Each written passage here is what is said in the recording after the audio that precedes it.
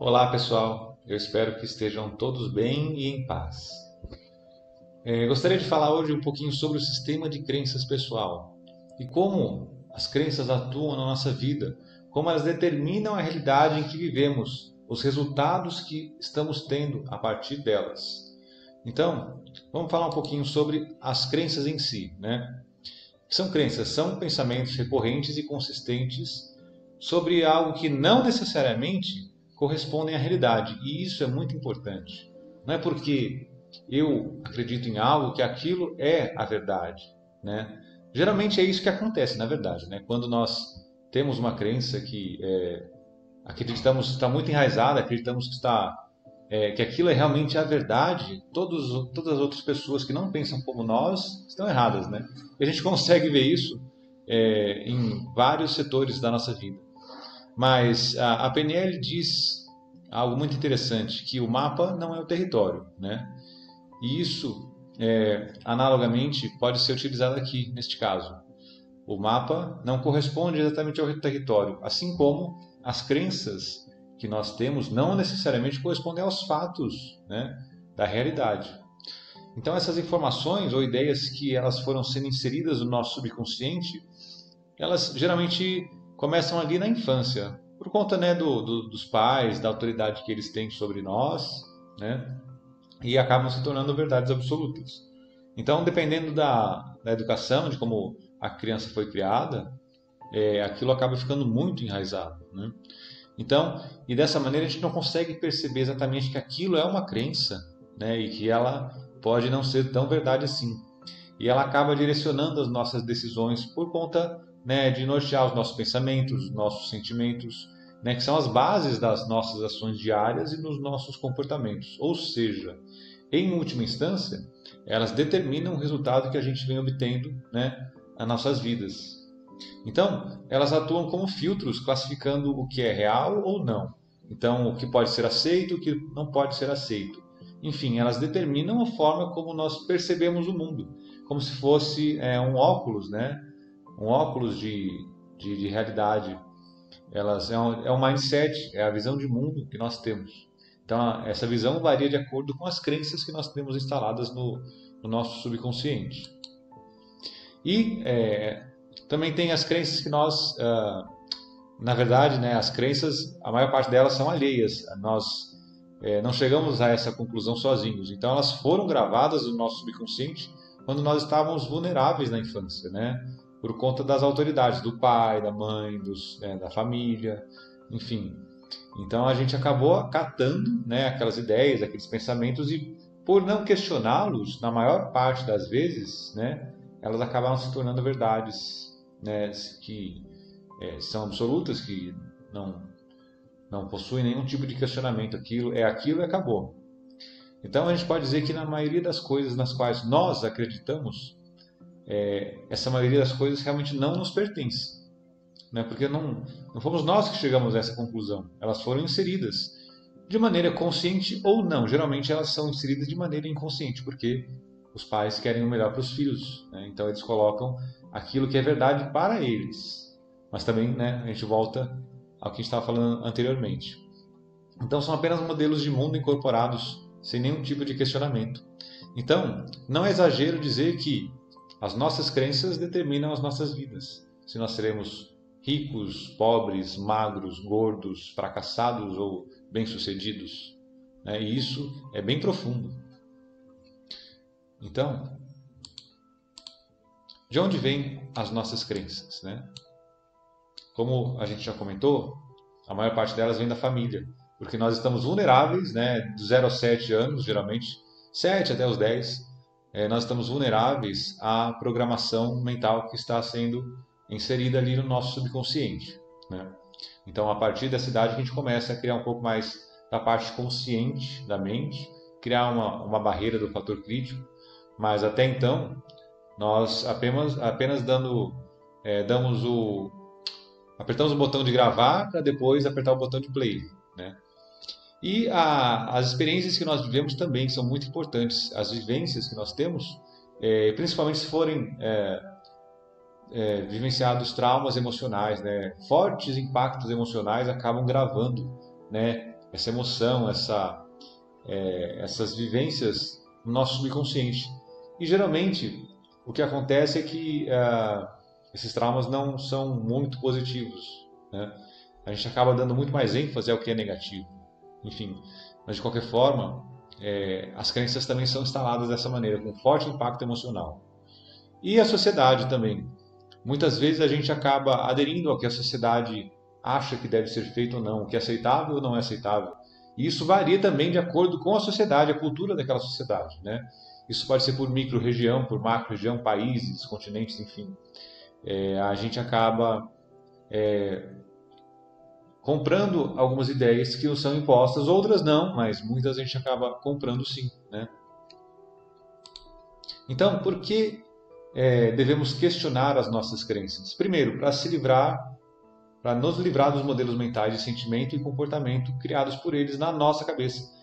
Na verdade, desde que nós vamos inserindo as crenças no subconsciente, o próprio subconsciente já vai tomando algumas próprias decisões com base no que, né, ele acha que é o certo. Então, dependendo da crença, às vezes duas pessoas podem ter quase as mesmas crenças, mas cada mente subconsciente acaba indo por um caminho diferente, né? E a gente não tem ideia de qual vai ser este o caminho, né? A conclusão ao qual o subconsciente chegou. E essas crenças, esses modelos mentais, nem sempre correspondem à realidade, mas nos influenciam na criação da nossa própria realidade. Então, também devemos questionar para nos libertarmos das ideias impostas, que nos foram impostas ou na infância, seja na sociedade, enfim, e que continuam de maneira inconsciente, como se fosse um programa oculto, direcionando as nossas escolhas, né? Gerando impacto negativo desnecessário nas nossas vidas, independente da área em que estivermos falando.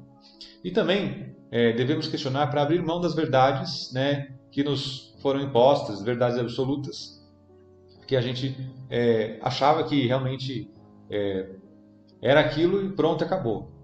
Então, a gente consegue abrir espaço para novas ideias que hoje nos fazem muito mais sentido, né? Então, para que nós consigamos aderir a uma nova ideia, a um novo pensamento, uma nova atitude, a gente precisa largar o velho. Isso é importante. Então, vamos ver agora alguns exemplos de crenças limitantes em áreas específicas da vida, para que a gente consiga identificá-las e então saber o que fazer para poder substituí-las por outras que sejam mais expansivas, que nos levem ao crescimento e não à limitação. Como, por exemplo, crenças que limitam o nosso desempenho. Sou muito velho para isso, não tenho tempo, ou não consigo fazer isso. Eu não mereço sucesso, a crença de não merecimento, né? Eu nunca vou conseguir alcançar os meus objetivos. As coisas nunca dão certo, é muito tarde já. Mas tudo precisa ser perfeito, senão é melhor nem fazer. Então meus pais tinham vergonha de mim, eu tenho o que mereço, por isso estou aqui. Isso é muito forte. Ou crenças que limitam os nossos relacionamentos. Eu sou responsável pela felicidade das outras pessoas. Ou o contrário, né? As pessoas que são responsáveis pela minha felicidade. É difícil encontrar alguém que me mereça, né? Que no caso é uma falsa autoestima. Ninguém vai me querer, nenhum homem presta. Eu tenho medo de ficar sozinho. Sexo é sujo, né? Eu não sou uma pessoa interessante. Os homens são todos infiéis. O amor não é para mim. Então, felicidade dura pouco. Quem já nunca ouviu isso, né? Se melhorar, estraga. É uma crença que nos limita, né? Como pode ser melhor? Poderíamos trocar por isso, não é verdade? Ou, neste caso, com 3 filhos eu não consigo nem namorado, né? Será que vai conseguir pensando dessa maneira? Né? Eu não posso ser feliz até que o outro mude. Eu não posso confiar em ninguém. É impossível a amizade entre um homem e uma mulher, né?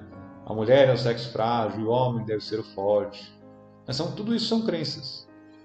E essas crenças acabam determinando as nossas escolhas, os nossos comportamentos.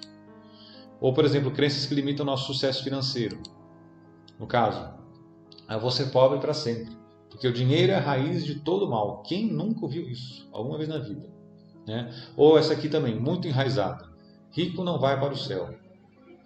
né? As religiões vão inserindo também. As religiões influenciam na sociedade, influenciam nas pessoas e acaba enraizando esse tipo de crença, né? É, já deu para perceber que crença não é apenas crença religiosa, né? Crenças são em todos os setores da vida. Ou, por exemplo, o dinheiro não é espiritual, tem que trabalhar duro para ter dinheiro. Nunca vou conseguir ter dinheiro suficiente. Eu não sou bom o suficiente para ter dinheiro, né? Meu destino é nunca ter dinheiro.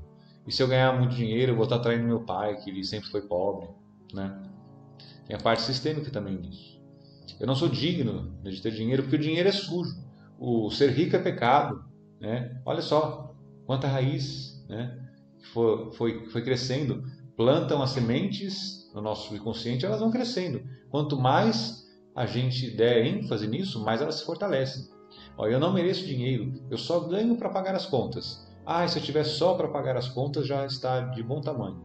Isso é uma crença muito limitante, né? Porque a partir do momento que você tem a chance de ganhar mais, vem o seu subconsciente e diz: nossa, mas não, eu só preciso para pagar as contas, né? E aí vem a autossabotagem. Então, ter dinheiro impede você de ser feliz, ou outras pessoas têm mais facilidade que eu para ganhar dinheiro. Quanto maior a altura, maior o tombo. Quem nunca ouviu isso? Né? Eu nunca terei o suficiente, né? Eu tenho que suar a camisa para ganhar dinheiro. Ou crenças que limitam nossa saúde e bem-estar. Por exemplo, sou incapaz de emagrecer, eu não consigo deixar de comer o que eu gosto, né? Então, se eu parar de fumar, eu vou engordar. Eu sempre fico gripado quando saio à noite. A velhice é um castigo. Eu acredito que eu vou morrer de câncer, porque meu pai também morreu assim, né? Comer direito sai caro. Eu não tenho tempo para fazer exercício. Para que eu vou cuidar da minha saúde se um dia eu vou morrer? Olha só. E essas são apenas algumas das crenças. Se a gente colocasse aqui a lista completa, né, seriam milhares e milhares de horas aqui só falando. Ou também tem as crenças que limitam a nossa evolução espiritual. Por exemplo, se é um trabalho espiritual, deveria ser de graça. Ou nós já nascemos pecadores, né? Com certeza todos já ouvimos essa, né? Só Deus pode me salvar, né? Estamos aqui para pagar os pecados. Se é isso ou aquilo diferente do que eu acredito, isso é coisa do diabo. Deus está me punindo, né? Ou não consigo perdoar. Essa pessoa merece a vida que tem. E bandido bom é bandido morto. Minha vida não pode ir para frente porque eu sou alvo de inveja, sou alvo de magia negra, né? Enfim, tantas outras crenças. Resumindo, muitos de nós ainda possuímos um conjunto muito vasto de crenças limitantes que nos impede de expressar o nosso potencial, de crescer e de ser feliz. Então, essas crenças nos levam a sentir medo, e o medo nos paralisa, né? O medo não nos tira do lugar. E isso nos impede de experimentar o sucesso, de experimentar a autorrealização, enfim, de procurarmos a felicidade. E na maioria das vezes, a pior parte é que nós nem temos consciência disso. São apenas programas ocultos rodando no nosso subconsciente. Mas agora que a gente já tem uma noção disso, o que a gente pode fazer? Bom, tem algumas coisas que a gente pode fazer aqui. Eu listei alguma delas. Como, por exemplo, tomar consciência de quais são as crenças limitantes que nós temos e quais os impactos que elas têm na nossa vida. Observar a nós mesmos os nossos pensamentos, os sentimentos e principalmente o que a gente fala, né? A gente fala, na verdade, de maneira inconsciente. Então, as crenças, elas nos limitam quando nós estamos cegamente conectados a elas, quando aquilo realmente é uma grande verdade e nada mais. Quem pensa diferente daquilo está totalmente errado, né? E não é bem assim. O que a gente pode fazer também é cancelar os pensamentos limitantes quando eles vêm na nossa mente e focar em algo positivo no lugar. Então, toda vez que vier um pensamento, né, parecido com o que a gente viu agora há pouco, basta que a gente cancele o pensamento, né? Cancelar, não pensar naquilo, deixar ele ir embora e focar no contrário, no positivo. Sempre tentando focar em algo positivo para mudar, né? Mudar diametralmente essa questão. Então, do negativo, já pensar exatamente no positivo. E por último, a gente pode também ressignificar as nossas experiências ruins e perdoar. Na verdade, uma coisa está totalmente ligada à outra, né? Então, se você se lembra do que aconteceu, você pode listar as situações dolorosas as quais você viveu, escrever qual é o sentimento que isso te causa. Então, é como se você voltasse no tempo e revivesse aquelas cenas e mudasse o desfecho, mudar o que você sentiu principalmente. Agora, a hipnoterapia, a hipnose, a reprogramação mental através da hipnose, ela faz basicamente a mesma coisa, porém, a gente consegue ir em situações nas quais inclusive, nós nem lembramos hoje. Por isso que ela é tão eficaz. É basicamente isso que a hipnoterapia faz. Ela nos leva às situações que nós estamos carregando desde então, né? Emocionalmente dolorosas, e a partir disso nós damos um novo significado, ou seja, ressignificamos aquela experiência. E o perdão, né? Na verdade, o perdão é a base disso tudo. Perdoar a si mesmo, perdoar as pessoas que estão envolvidas ou as situações é fundamental para que nós consigamos fazer as pazes conosco, com aquela realidade, deixar aquilo embora e seguir em frente, porque senão aquilo vai estar sempre nos atormentando de alguma forma, né? Tirar esse peso dos ombros e saber que está tudo bem. Na verdade, muitas vezes nós tomamos, como se nós tomássemos um veneno, imaginando que o outro vai morrer, né? Quando a gente guarda aquela mágoa, aquele ressentimento. E a gente sabe que não é assim que funciona. Muitas vezes o outro nem sabe que nós guardamos algum tipo de mágoa ou que nós nos chateamos, enfim. Muitas vezes ele nem sabe disso, né? E a gente guarda aquilo pra gente como se fosse a nossa própria prisão, né? Pessoal. Então, nós temos que nos libertar disso. E o perdão, eu digo que é a base da maioria das terapias, né? E só perdoa quem antes julgou algo ou alguém. Então, enquanto nós estivermos ali julgando de alguma forma, um dia nós teremos que perdoar. E quanto antes nós fizermos isso, melhor. Mas não por causa da outra pessoa, mas por nós mesmos. E isso faz toda a diferença. Bom, e mais tarde nós podemos falar sobre também o sistema de crenças coletivo, né? Como ele atua também nas nossas vidas. Mas isso fica mais adiante.